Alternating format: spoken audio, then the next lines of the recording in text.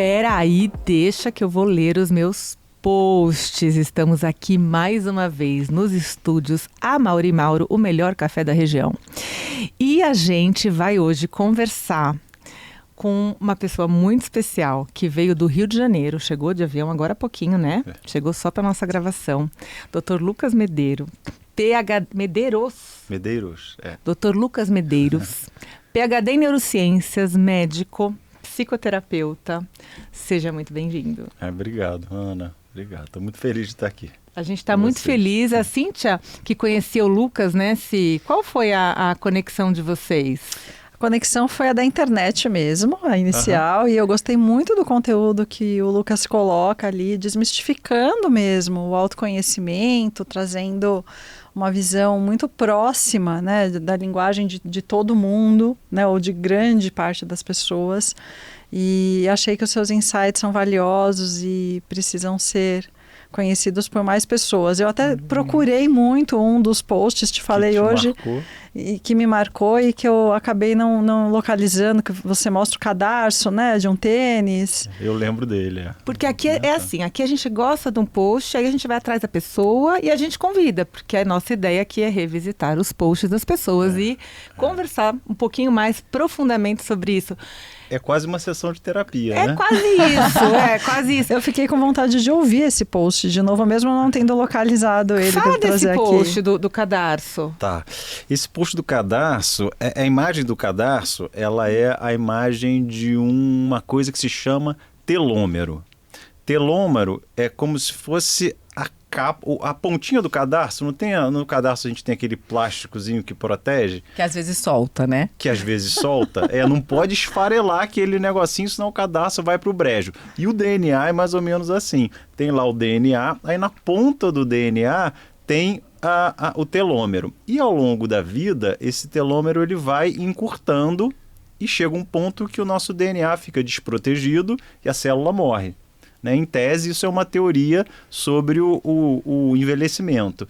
E quem descobriu isso foi uma mulher chamada Elizabeth Blackburn, que foi prêmio Nobel de Medicina e Fisiologia uns anos atrás, não sei se vocês já ouviram falar dela. E aí o que ela fez foi que ela se juntou com um médico americano para fazer uma pesquisa em que as pessoas faziam coisas que a gente adora, né? Nós quatro aqui a gente adora fazer, que é cultivar o estado de calma com as meditações, com a yoga, se alimentar com comida de verdade, como ela está na natureza, antes de ser industrializada, fazer atividade física, se conectar, que é o que a gente está fazendo aqui agora, né, com coisas que têm sentido, significado. E a quarta, movimento, a alimentação, as conexões e o gerenciamento do estresse, né, que está ali na meditação, né, em várias formas de chegar nesse lugar. E aí o que ela viu no final, né, junto com esse médico, foi que o comprimento do telômero, depois de uma mudança de estilo de vida assim, o comprimento desse telômero, isso não só freava essa redução do comprimento do telômero, que dita no nível genético quantos anos mais a gente vai viver, não só freou, como aumentou o comprimento do telômero. Aí foi pensar, Lucas, então a gente vai ser eterno, né? Descobrimos o Santo Graal. O Santo Graal, Não, né? Tem um limite para isso. Agora, a ideia que me vem, né, desse post é uma frase de como é que é? De caminhão, de porta... Como é que é? A traseira de caminhão. Que é morrer tarde o mais jovem possível, né? Jovem fisicamente... tomara, né? Ficar bacaninha e tal, conseguir se movimentar.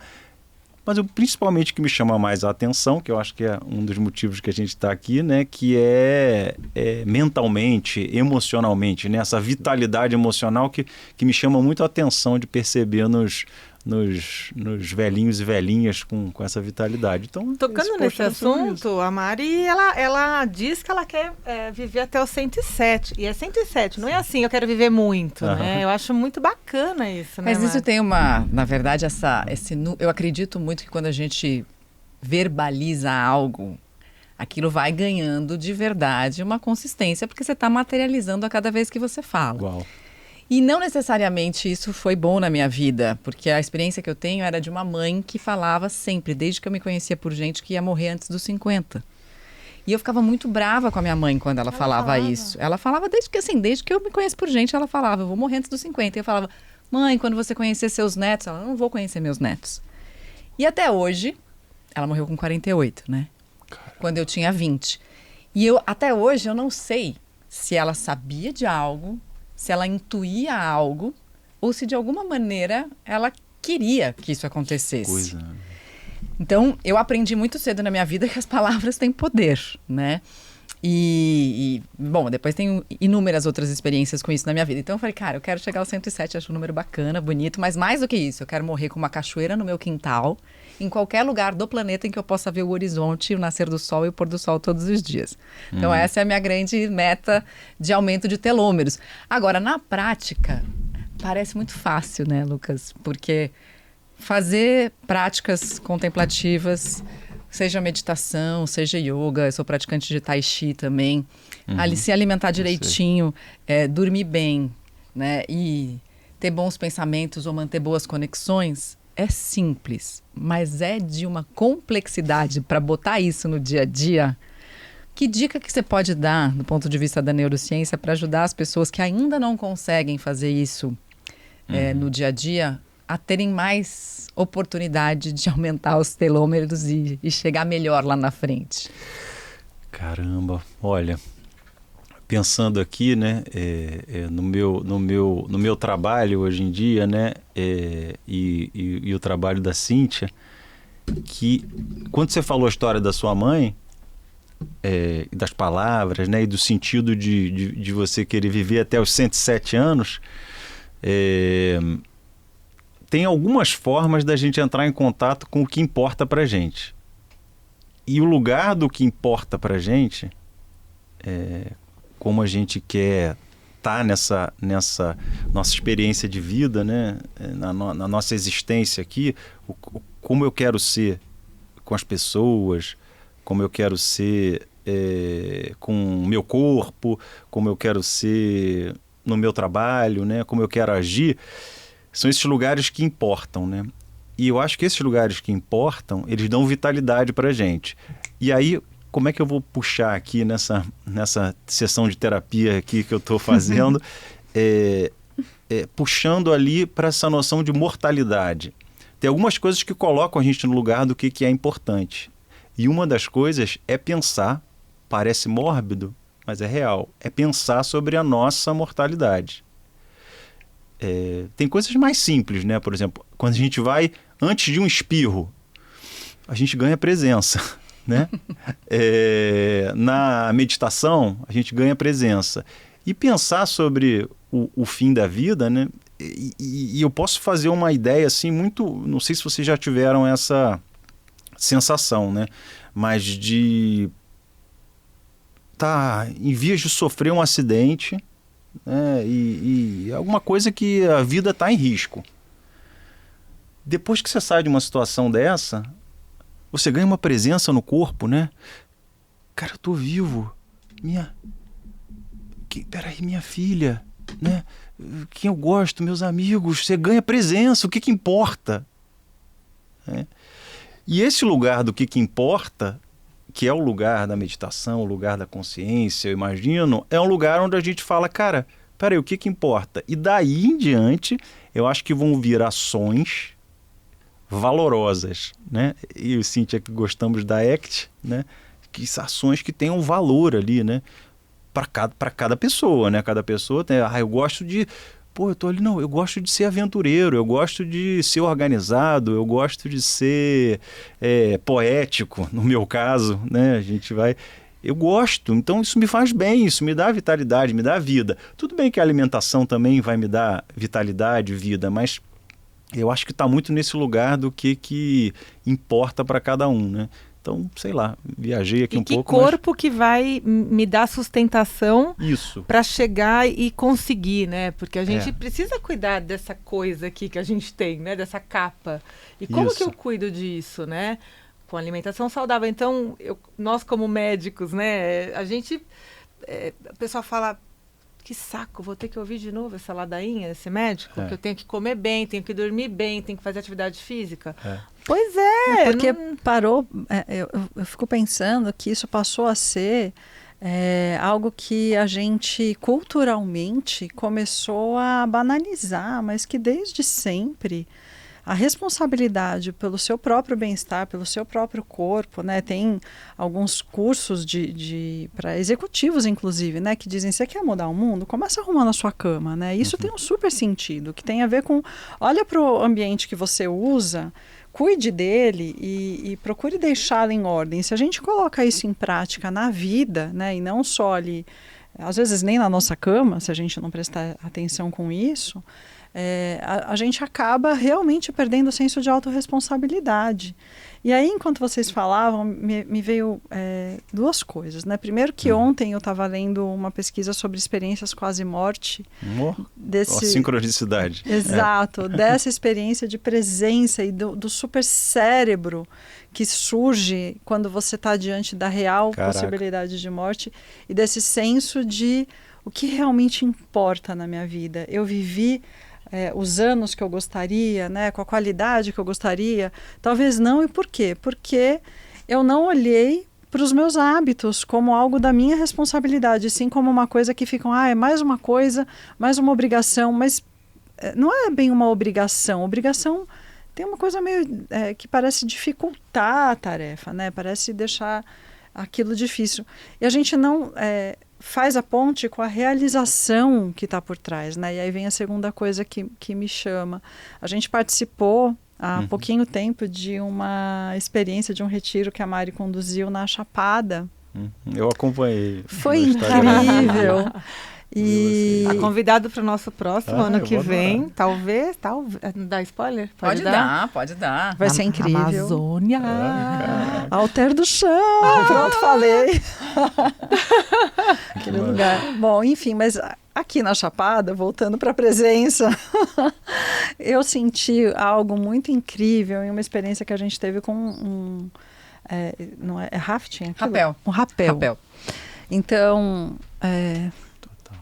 foi muito difícil, eu capricorniana, né? Então, coisa do chão, solo, segurança, era um rapel negativo. Então, me senti segura para a experiência, vi que era uma agência séria que estava conduzindo, fiquei observando as pessoas fazerem as experiências. Eu estava me acovardando, a Mari voltou com um sorriso gigante. Será que dá tempo de novo, né? E aí, quando eu comecei, a primeira coisa que me veio assim, de susto, de presença, foi quando o instrutor, que cuidadosamente não deixou de fazer contato visual comigo, foi um pedido que eu fiz. Maravilhoso. Durante toda a experiência. Eu não queria me sentir sozinha, desamparada ali, né, naquela experiência. E eu falei para ele, olha, vai ser muito importante para eu me sentir segura se você fizer o contato visual. Eu não estava nem falando das cordas, do nó, da amarração, era ser olhada naquilo que eu estava fazendo para eu me sentir confortável. E eu achei que aquilo era muito importante até o momento em que ele disse, solte os pés do paredão. Meu Deus, eu não conseguia descolar os pés na parede. E aí, em um momento, eu fechei os olhos, o que foi muito interessante, porque eu estava tão fixada no olhar, e eu fechei os olhos, e quando eu fechei os olhos, eu soltei. Ai, que veio aquela onda de eu tô solta, fixada por uma corda, mas eu não estou me segurando em nada, porque eu tinha que soltar as mãos e os pés, eu tinha que realmente soltar para a cadeirinha virar e inclinar. E aí eu abri os olhos e eu olhava aquela imensidão de água e o som da água e eu não sei, eu nunca senti algo como aquilo e me veio uma vontade muito gigantesca de chorar. E era um choro de presença, assim, Uau. de o que que eu tô fazendo da minha vida, que bom que eu tô cuidando desse corpo, né? Essa coisa do sentido do... Que bom que eu tô cuidando da minha saúde. E eu me vi grata ali por ter feito as minhas cirurgias, né? Eu tenho uma prótese de quadril, por ter superado dificuldades que eu imaginava que eu teria, né? E não eram reais, mas eram imaginárias. O medo de fazer a cirurgia e não conseguir andar, por exemplo. Me passou um filme, né? E aí eu quis ficar balançando ali um tempo e sentindo a brisa. Fiquei pensando que deve ser muito bom ser pássaro. E fiquei numa viagem outra, assim. Mas o quão importante é a gente entender que quando a gente está cuidando da nossa condição, né, das nossas limitações, o nosso corpo pode ser a máquina que vai nos levar para experiências que a gente não imaginou que seriam, né, tão reveladoras. Eu pensei em várias coisas, mas eu preciso antes de dizer que eu não consigo mais ouvir corpo como máquina. Vamos chamar de templo, de casa, mas para mim tem sido muito agressivo cada vez mais quando as pessoas usam metáforas de algo que não é humano para a nossa humanidade, assim, então...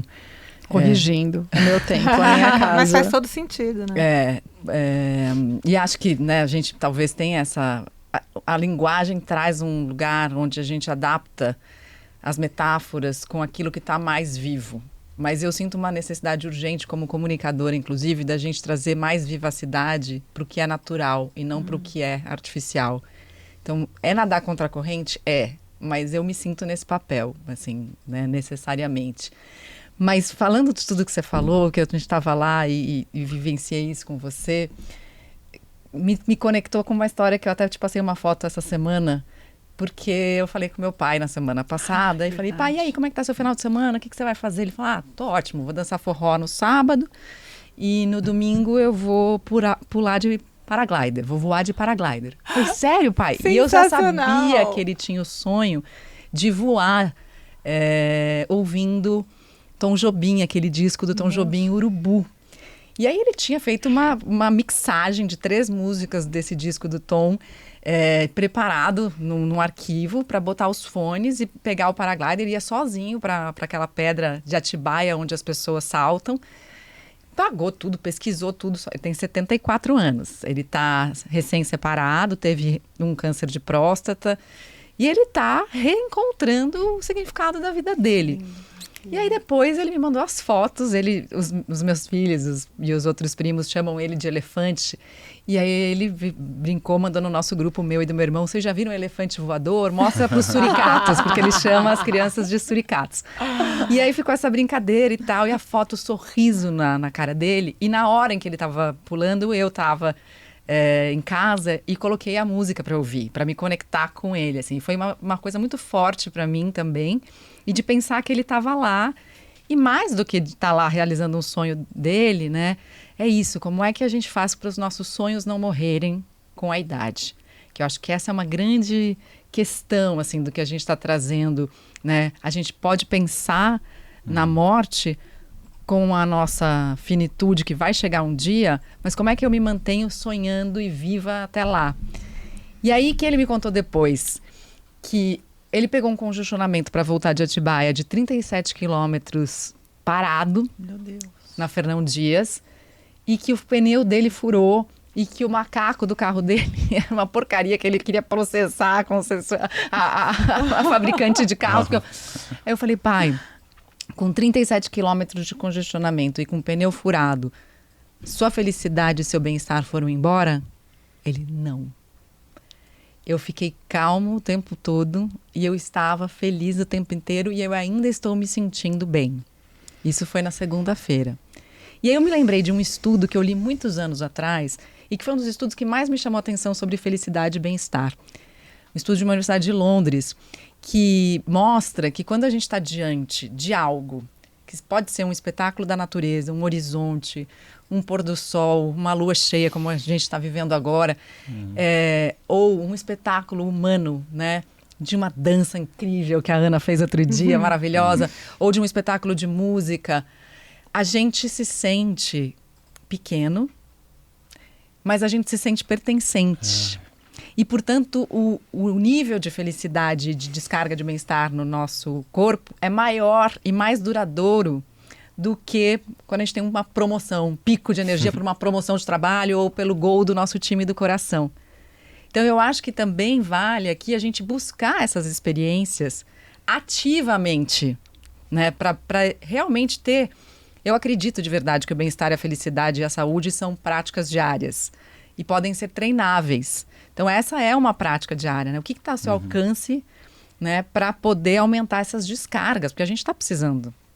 E eu vou, antes de passar para o post do Lucas, né, eu vou deixar aqui uma sugestão, já que a Mari trouxe a minha dança, né, para quem não me segue no Instagram, porque para quem me segue sabe, porque eu posto toda semana a minha aula e tal, não sei o quê. Então eu tenho uma formação de balé, clássica, enfim, né, dançava balé, sapateado, jazz e tal, até os 17. Aí parei para fazer faculdade, medicina e tal, e volto a dançar aos 40, quando as minhas filhas entram no balé.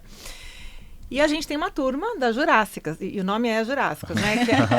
Que é a turma, é uma turma que vai de 35 a 60, Martinha, 67, se não me falha a memória, 65 ou 67 que ela fez agora essa semana. Uma deusa, uma mulher veterinária, um beijo para ela, cuida da minha cachorra, linda, que faz circo também, põe a perna aqui, faz aquele negócio, aquela lira, uma deusa. E o que eu falo para vocês, assim, que é uma coisa que eu tenho visto e eu sei que a Cíntia também faz. Se você puder, né, para... atividade física, não gosto, não tenho saco, não gosto. É o que eu ouço no consultório, né, sempre que eu falo. Cara, lembra o que você gostava de fazer quando você era, sabe, menina, assim, quando você era pequeno? O que te dava alegria, o que te preenchia, né? E provavelmente tem alguma coisa ali. A natação, no caso da Cíntia, que você faz há muito tempo, né, Cí? Desde os 4 anos. Então, assim, tem gente que é natação, tem gente que é tênis, e aí, de repente, não dá para ir no tênis, mas vai no squash, vai no, sei lá, no beach, vai, sei lá, fazer outra coisa. O balé, para quem já foi bailarina, gente, eu aconselho firmemente que você volte a fazer alguma aula de alguma coisa. Para quem fazia vôlei, eu tenho uma amiga médica que joga no clube, ela tem também 40, quase 50, e ela voltou a jogar vôlei no clube. E isso é um super estímulo, né? A hora que você tem uma coisa que você curtia, que você gostava, como uma atividade física, porque isso vai te fazer dormir melhor. Você não vai dormir pouco porque você tem que treinar. Não vai te fazer comer melhor, cuidar do teu organismo, do teu peso, né? Então, acho que é um pouco isso. Muito. E, essa imagem do rapel, e a imagem do seu pai, né? E pensando no que no que faz a gente estar vivo e fazer escolhas, né? Que hábitos são escolhas, né? São escolhas, né? Escolhas que façam ou não sentido. E aí, quando você fez aquela imagem de você ali, né? Eu falei, cara, pronto, é metáfora de vida, né? Por um fio ali, e aí você tinha ao mesmo tempo, e essa é uma... Eu entendo, né? Compartilhando aqui, eu entendo que é uma dor da nossa época que a gente vive, né? De não conseguir conciliar dentro da gente que a gente pode estar com medo e com... Qual seria a palavra que você estava ali, né? Com contemplação, com...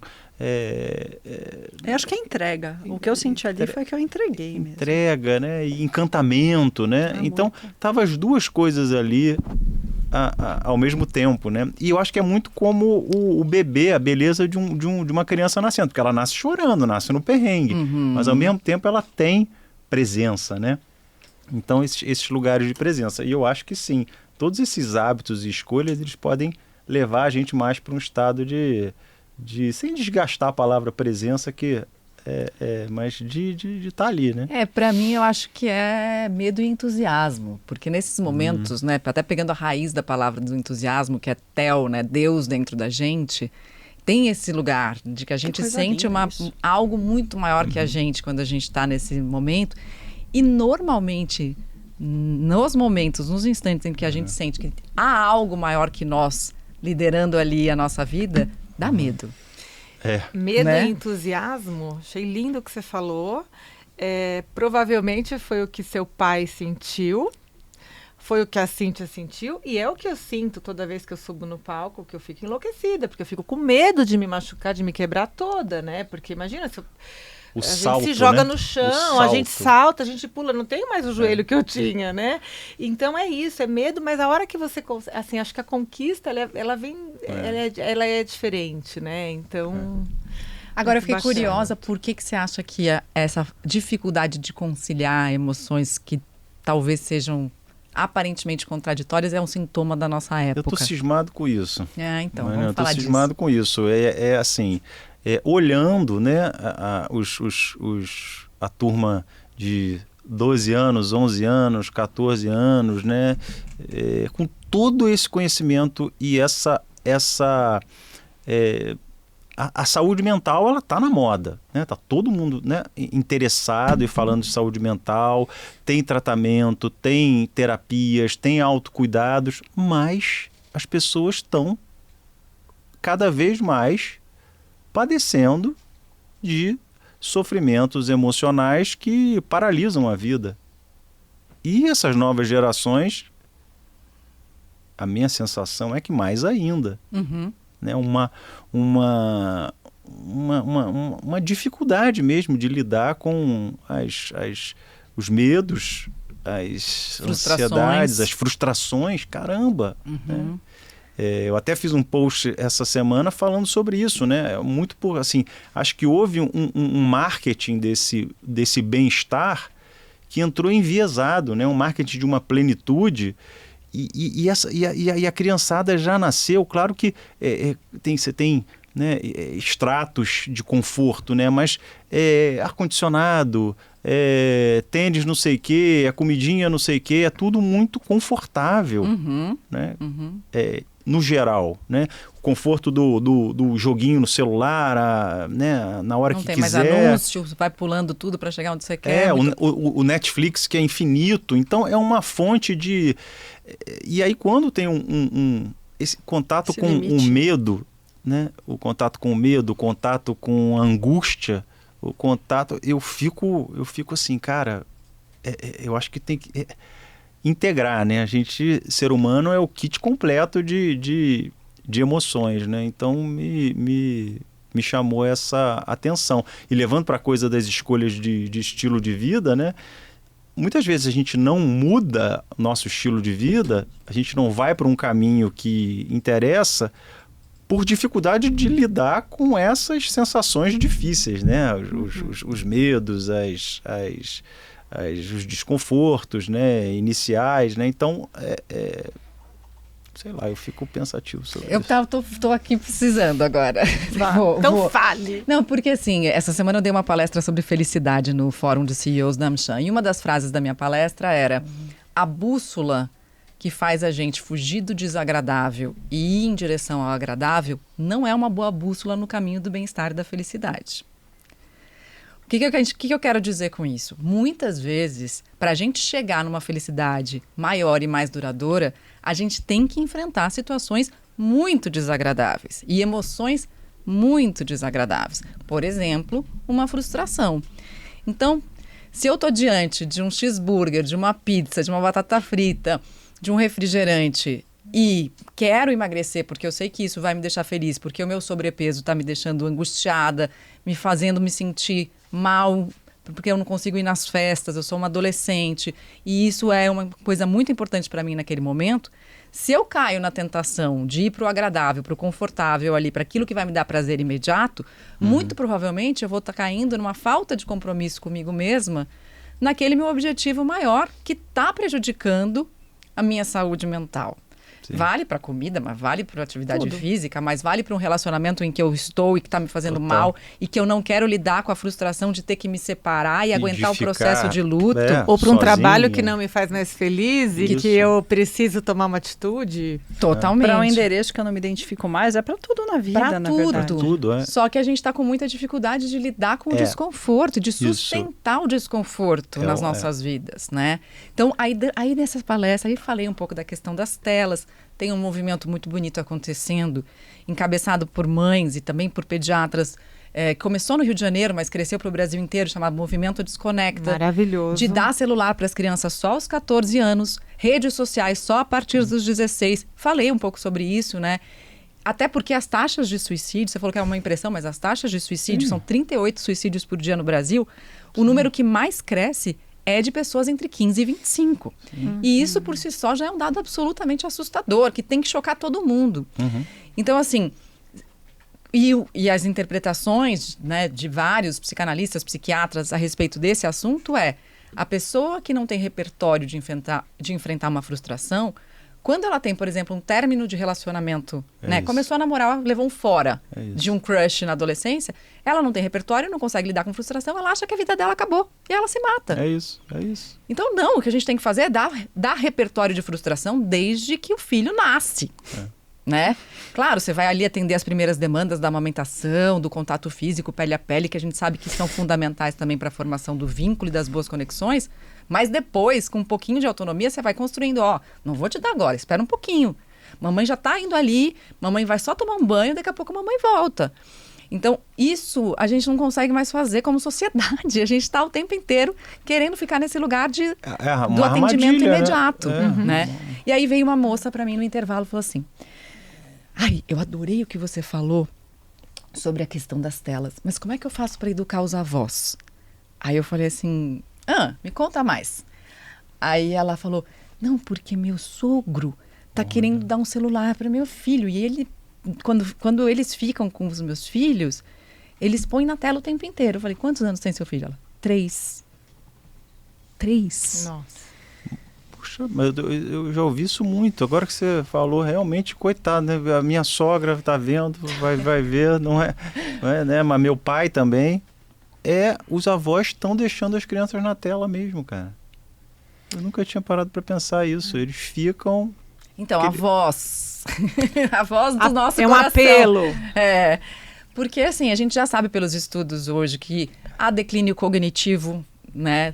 Por conta das telas, do excesso de telas. Problema visual, dor de cabeça. Mas é que a gente tá falando. TDAH, um monte de coisa. Péssimo desempenho escolar, enfim. E a falta da coisa mais importante da vida, que é a conexão, que a gente começou falando disso aqui. Né? Sabe que vem bem em sintonia e é complementar com uma coisa que veio também muito forte para mim, que eu acho que a gente está fazendo coisas assim e que a própria sociedade, o papel da medicina em especial, também precisa ser repensado. Eu vejo muitos movimentos, né, assim, medicina do estilo de vida, medicina integrativa, que eu realmente respeito, admiro muito. Mas hoje cedo, inclusive, eu estava lendo um livro da Nicole Lepera, chama-se Como Curar Sua Vida, né? E ousado esse título, hein? É verdade.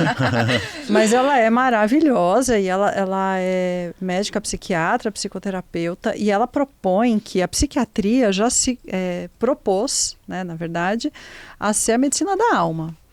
E que o DSM-5 acabou limitando o papel do psiquiatra a fatores genéticos, né? E aí ela faz toda uma discussão riquíssima, né, com embasamento em muitos e muitos estudos falando sobre a epigenética, que é o que a gente está falando aqui. As escolhas, os hábitos, né? A consciência, né, de cada um no papel de educação da prole, e ela fala inclusive sobre a genética dos nossos hábitos, passando de prole em prole em prole, uma coisa assim, né, infinita. E o quanto medicalizar os sintomas, não só com medicação, mas com vícios comportamentais ou com telas, e aí os comportamentos de distração, estão limitando o papel do psiquiatra a, muitas vezes, checar, é claro que isso não é uma generalização, ainda bem, fico muito feliz de saber que não mesmo, mas ela propõe essa discussão, né, em checar o seu histórico familiar para doenças psiquiátricas, né? E pouco se fala sobre do que você se alimenta, qual a qualidade do seu sono, quanto tempo do seu tempo é dedicado a relações que são saudáveis, né? Que outras experiências você já teve com o mal-estar, né? Qual o seu histórico de frustração, que foi Que bela pergunta, né? Assim, Nossa, como é que você lida? Qual é a né? sua vivência com a dificuldade em sustentar o desagradável, né? E aí ela faz um teste Barato em que essa pergunta. ela limita, ela limita não, ela compara e estuda a frustração observando a dificuldade de colocar limite. Como? Estudando a tolerância. Qual é o seu grau de tolerância para lidar com a espera, enfim, com relacionamentos, com uma série de questões. Ela propõe que o psiquiatra, mais do que os outros médicos, porque são procurados para esse fim, ao invés de medicalizar o sintoma e retroalimentar um ciclo, né, em que você nunca vai para a causa e muito menos para as medicinas integrativas, né, do yoga, de outras práticas, ela propõe que haja uma reflexão do porquê. Nos Estados Unidos escreveu-se isso no DSM-5 e no mundo todo praticamente isso é replicado como um modelo. Sim, virou Né? uma... Qual é o Só impacto primeiro, disso? vamos lá, só para deixar alguns conceitos claros. Essa sigla que a Cíntia está se referindo é o manual, digamos assim, o compilado Saúde de mental. todas as doenças de saúde mental, né? E ela está dizendo que, então, a genética tinha um peso muito forte, ou tem um peso muito forte ainda para a ciência e para grande parte dos psiquiatras, como um determinante se você vai ter ou não um adoecimento mental. Então, tem o pai que é bipolar, tem mais chance de ter transtorno bipolar.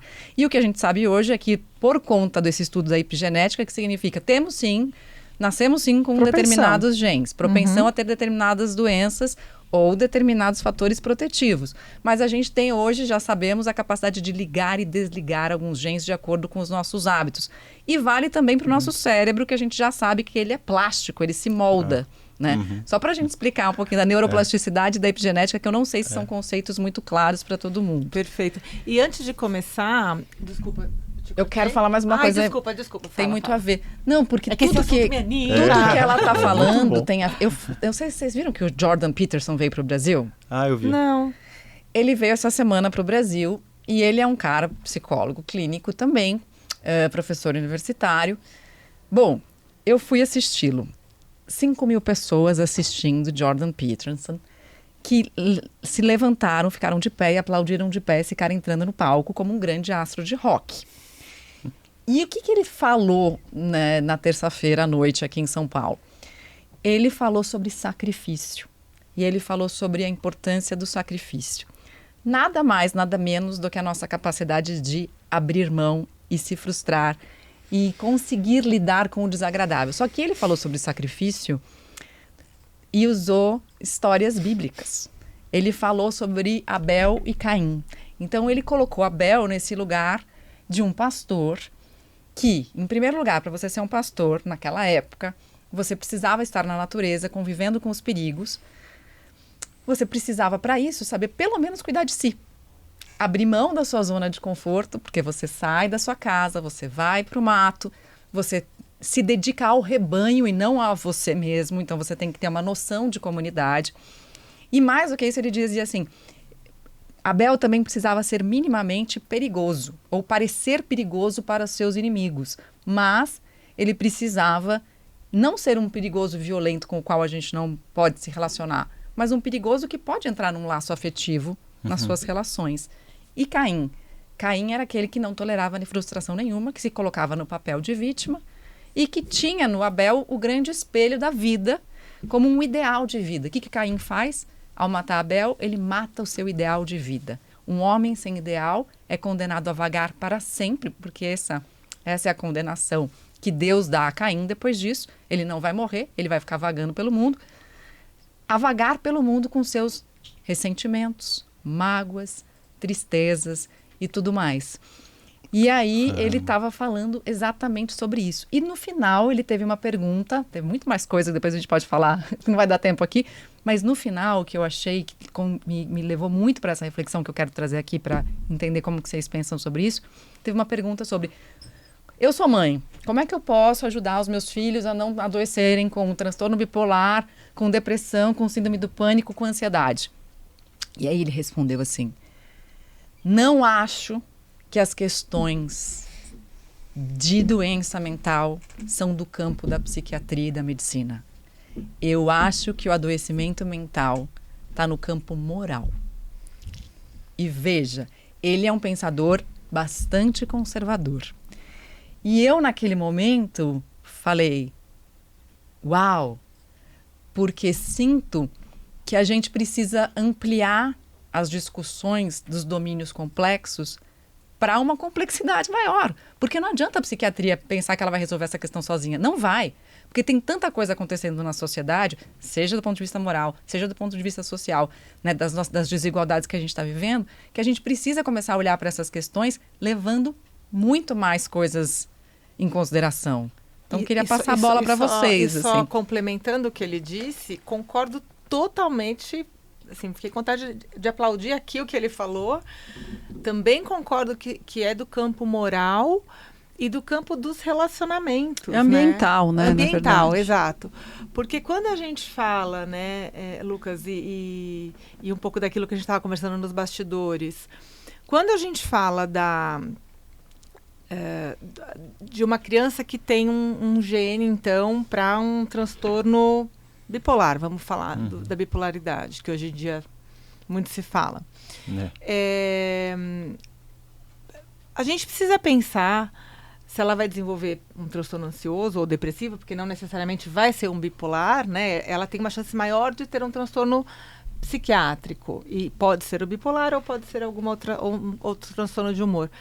Mas o que conta muito é o ambiente que essa menina ou esse menino vivem, né? De que forma eles foram acolhidos, educados, quais limites eles tiveram, estimulados, e é tudo isso. Então é esse ambiente, é essa questão moral que ele disse, que a Mari trouxe, é a questão dos relacionamentos, e a gente como pais de pré-adolescentes, a gente sofre aí, né, com grupos e que a gente participa e que fala, meu Deus do céu, será que ninguém está olhando para essa criança? Né, enfim, a gente percebe isso, né, o quanto os nossos comportamentos, né, adultos e de avós, e de pais, e de amigos, enfim, o quanto que isso interfere nessas pessoas que vão um dia ter transtornos ou não, né? Barato, E é incrível isso que você falou, Ana, e costurando, né, que Mariana falou e Cíntia, a gente estava conversando antes de começar, e aí você me perguntou, mas você trabalha em psicoterapia com seus pacientes e você medica? E aí, olha, tem tudo a ver com o que a gente está falando, porque eu falei assim, não sei se você vai lembrar, eu falei assim, olha, eu não gosto de medicar, a minha hoje em dia é conversa, basicamente, não gosto. Eu acabo que atendo alguns médicos, assim, eu falo, Lucas, poxa, passa aí pra mim alguma coisa, não sei o quê. Aí eu, olha, vai num psiquiatra para conversar. Por quê? E detalhe, ele fez psiquiatria, tá? Eu fiz psiquiatria, mas o meu ofício é conversa, hoje em dia. Achei ele fantástico. E aí, por quê? Aí eu falei assim pra você, porque eu acho que muitas vezes faz parte da terapia a pessoa entrar em contato com a ansiedade dela, que a ansiedade, agora tem o Divertidamente, o filme, né? A ansiedade está querendo dizer alguma coisa. A tristeza está querendo dizer alguma coisa. E se eu for ficar no papel ali de abafar, não pode ficar ansioso, não pode ficar triste, o processo de evolutivo, por assim dizer, né, ele deixa de acontecer. E aí, dentro desses desconfortos, agora pensando nas crianças, nas escolhas e nos limites, que Mariana falou, né, da coisa moral lá do Jordan, essa acontece muito, por exemplo, a hora de dormir. Lá em casa é um Deus nos acuda, a gente vai dormir, né, para as crianças, está na hora de dormir, está na hora de dormir. Quantos anos as crianças? 11 e 14. Tá. Então, vai dormir, aquela luta e tal. E a gente, como pais e avós, a gente perdeu esse lugar de moral, né? De limite, de dar de autoridade, né? E aí eu fico aqui pensando, né, e lembrando de um post, né, que eu acho que tem esse post de uma pesquisa que fizeram com que aí tem a ver com o ambiente, né, com um garoto chamado Judy Gardner. 1960 e poucos, eu estou lembrando aqui porque recentemente eu falei sobre isso numa aula. 1964, a gente dormia nessa época mais ou menos entre 8 e 9 horas por noite. Os nossos avós, os avós sempre dormem um pouquinho menos, né? Mas no tempo dos nossos avós, eles com a nossa idade, 8, 9 horas. Há mais ou menos uns 10 anos atrás, já estava se dormindo entre 7 e 8 horas. E hoje em dia a coisa evoluiu, tem o clube das 5 da manhã, não sei o quê, né? Que tem coisas legais ali, cada um com o seu Ayurveda ali, né? Cada um com o seu estilo. Mas tem muita gente que já dorme 5 horas e acha isso ótimo. E aí o que aconteceu com esse Judy Garland? Botaram ele entrou pro Guinness. Mas o Guinness não pode mais fazer isso, porque eticamente não dá para fazer. Para ficar 11 dias sem dormir. Então o garoto era um estudante de Stanford, aí ele... Não pode dormir e tal. O que começou a acontecer? O que acontece com os adultos e as crianças, a gente vê muito nitidamente, né, nas crianças. Elas não ficam tendo alucinação, né? Mas esse Judy, ele teve alucinações visuais, auditivas, mas ficou irritadíssimo, depressivo, mal-humorado, né? Deu tudo errado na saúde mental dele, né? E escolhas de estilo de vida, né? Então Escolhas tem a péssimas, ver, né? é o templo do corpo. Cara, a gente precisa dessas horas de sono, né?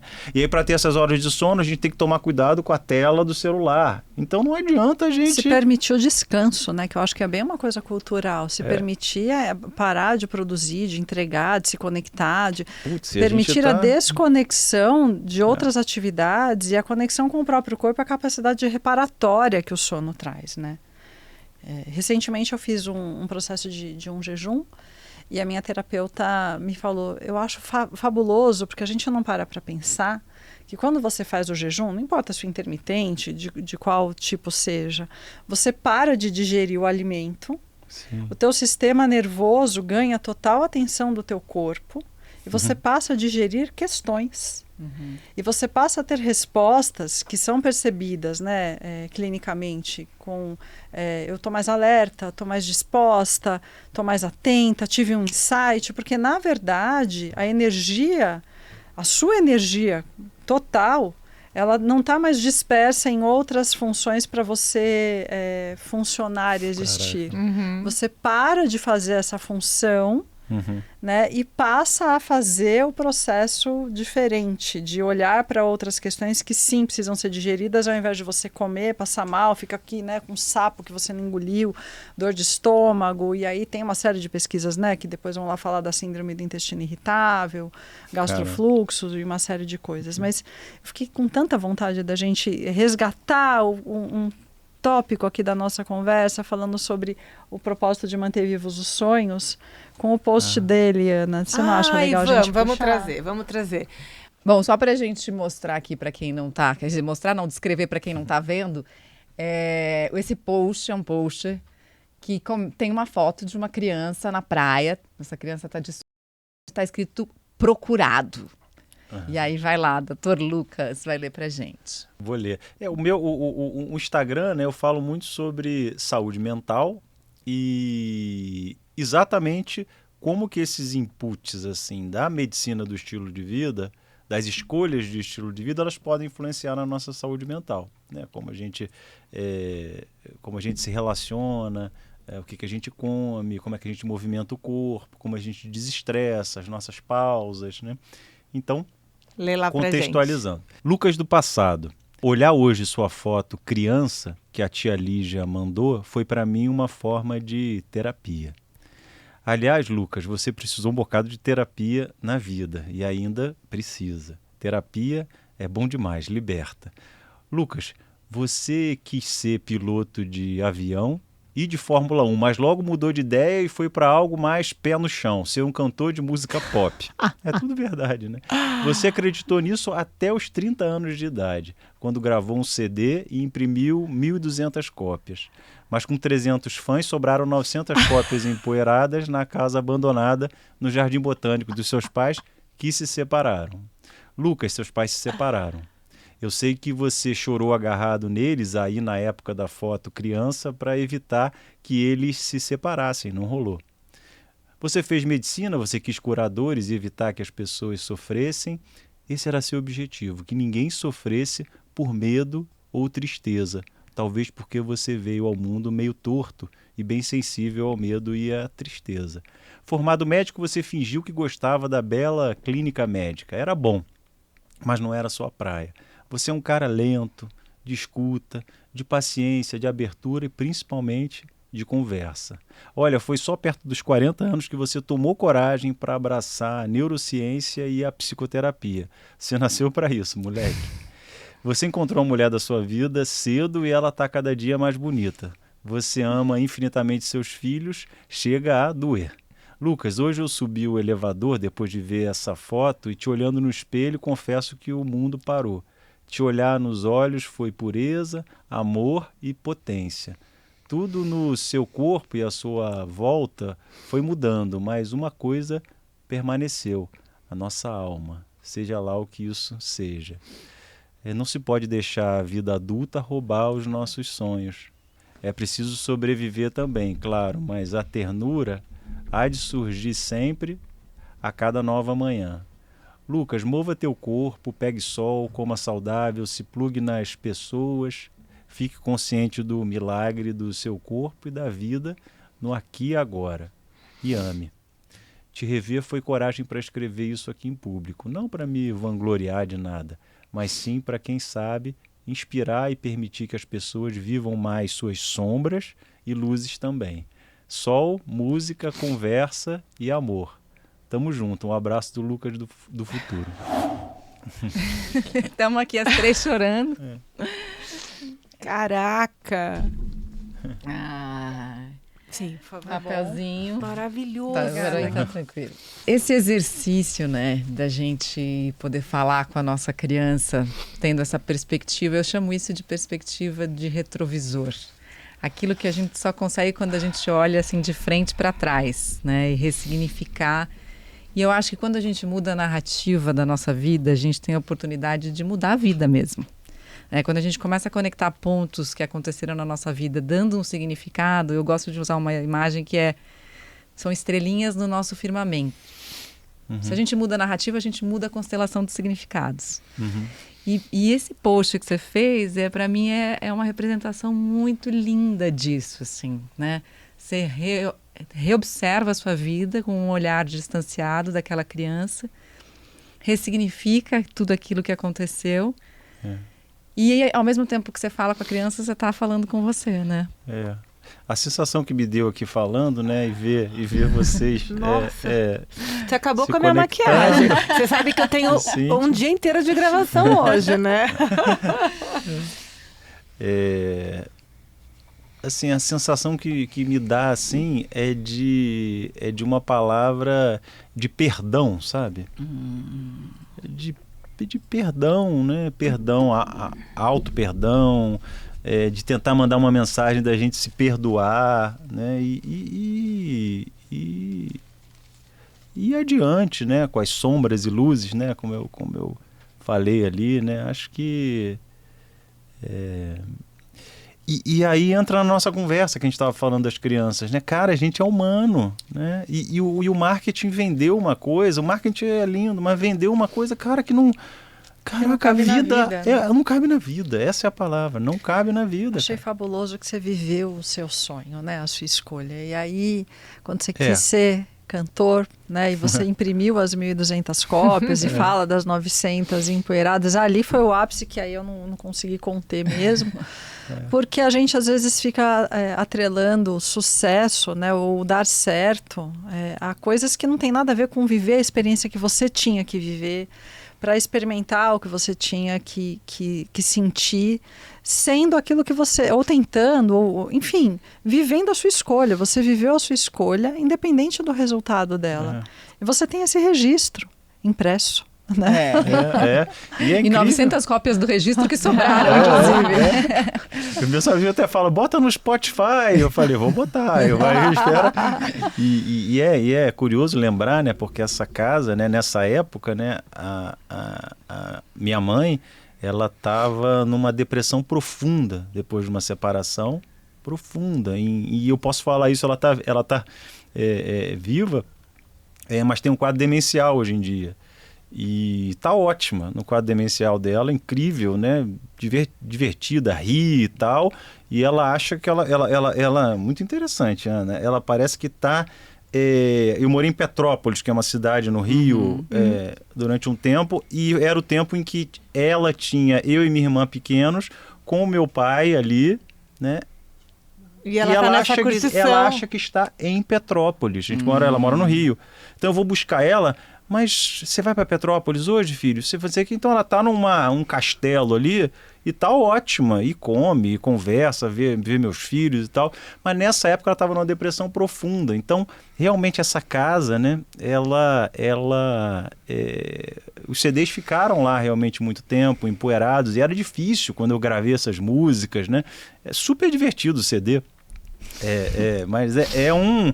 Cara, tá tudo ali, muito vivo, sabe? E é interessante que essa casa hoje em dia, ela ainda existe. Aí a coisa da ressignificação, né?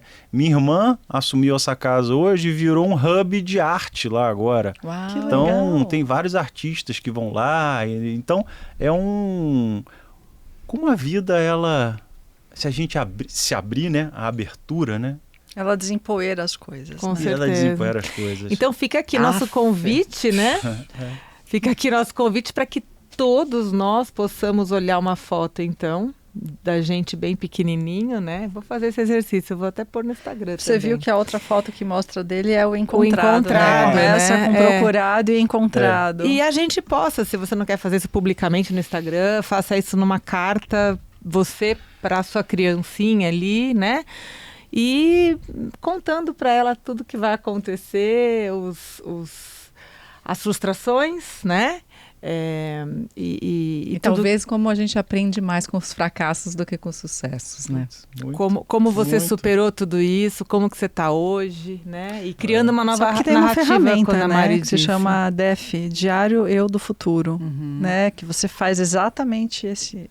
Porque dá para fazer para os dois lados, dá para fazer para trás e para frente, né?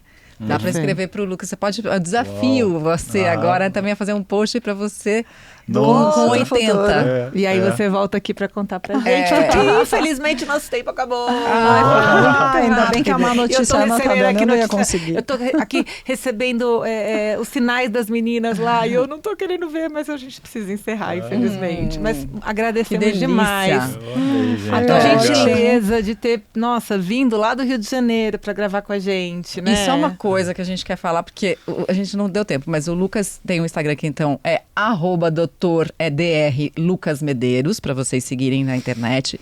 E agora ele também tem um produto que a gente falou que ia falar e não falou. Conta pra gente mas rapidinho. que chama 9 minutos.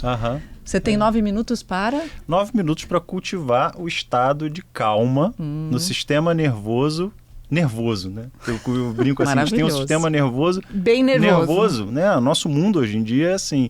Então, esses 9 minutos são 9 minutos no dia para cultivar esse estado de calma. E lá você dá um passo a passo, uma metodologia para facilitar a gente conseguir esses 9 minutos. É isso. Maravilha. Então tá bom, gente. A gente espera que vocês tenham curtido muito. Curte, comenta, manda para todo mundo que você gosta, tá bom? E faz a cartinha lá para sua criança contando tudo o que aconteceu. Até mais, beijo.